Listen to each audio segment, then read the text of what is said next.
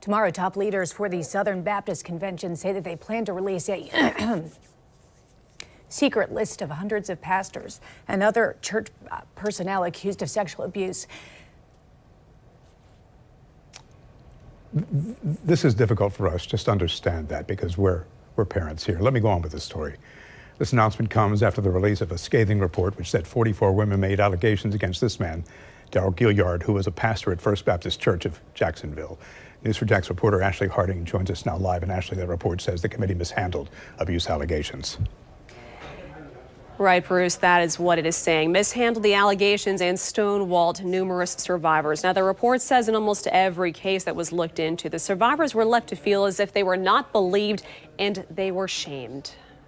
Surely the Lord coming down with 10,000 saints in his hand.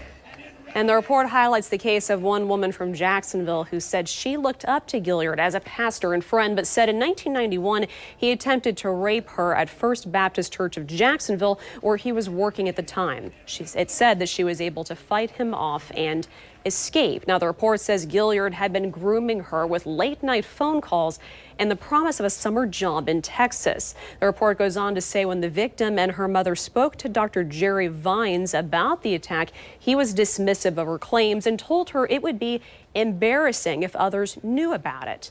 The report goes on to say when the victim, again, spoke to Jerry Vines about the attack, he was dismissive of her claims. Now, the report highlights again the case of one woman from Jacksonville who said she looked up to Gilyard as a friend.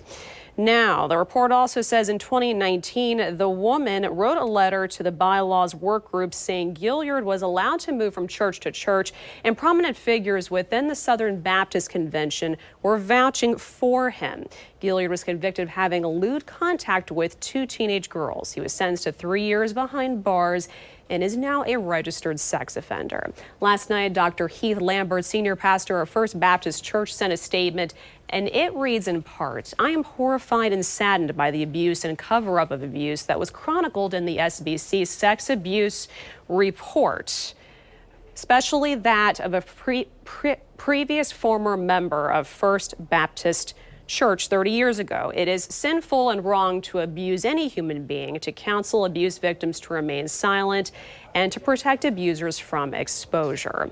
During a virtual meeting with the SBC's executive committee, it vowed to work toward changing the culture of the denomination and to listen to survivor stories. The full list of pastors, again, is expected to be released tomorrow.